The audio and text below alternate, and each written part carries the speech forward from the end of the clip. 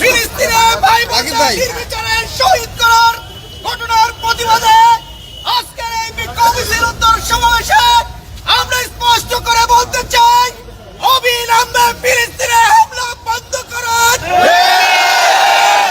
খাইবারের চেতনায় উদ্বুদ্ধ হয়ে সারা বিশ্বের মুসলমানরা ইহুদি জাতিকে পৃথিবী থেকে নিশ্চিহ্ন করে দেবে। এই বিক্ষোভ মিছিল উত্তর সমাবেশে এই পর্যায়ে বক্তব্য রাখবেন মহানগরী সংগঠনের সম্মানিত নায়েব আমির জনাব ডক্টর একমুখে ঢালাওয়াতি।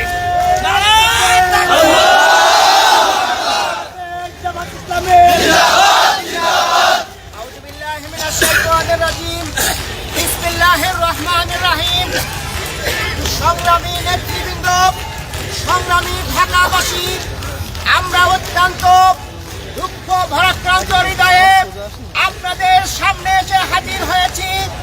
আপনারা পত্রিকার মাধ্যমে, বিভিন্ন চ্যানেলের মাধ্যমে দেখতে পাচ্ছেন আমাদের হৃদয়ের স্পন্দন, শত শত হাজার হাজার নবীর আগমন যেখানে ঘটেছিল, সেই ফিলিস্তিনে আজকে নারকীয় ধ্বংসযজ্ঞ চলছে। আমরা এই ঘটনার তীব্র নিন্দা এবং প্রতিবাদ জানাচ্ছি। ভাই এবং বন্ধুগণ, এই সন্ত্রাসী ইসরায়েল আজকে শুধু নয়, সেই সুদূর 1948 সাল থেকে তাদের এই হামলা এবং যুদ্ধ শুরু করেছে। বিশেষ করে গত বছরের অক্টোবর মাসের 7 তারিখ থেকে যে ধ্বংসযজ্ঞ শুরু করেছে, এই 8 মাসে প্রায় 40,000 ভাই এবং বোন নিহত হয়েছে। ভাই এবং বন্ধুগণ, এই নিহতের মধ্যে বেশিরভাগই রয়েছেন শিশু এবং নারী, বেসামরিক লোকজন।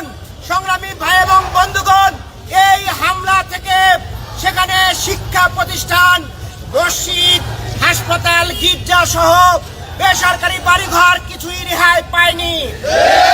ভাই এবং বন্ধুগণ, ইতিমধ্যেই সেখানে মানবিক বিপর্যয় সৃষ্টি হয়েছে, খাদ্য পানীয়র অভাব দেখা দিয়েছে। দক্ষিণ গাজায় আজকে দুর্ভিক্ষ হানা দিয়েছে। আমরা এই ধরনের একটি মুহূর্তে মুসলমানরা বসে থাকতে পারি না।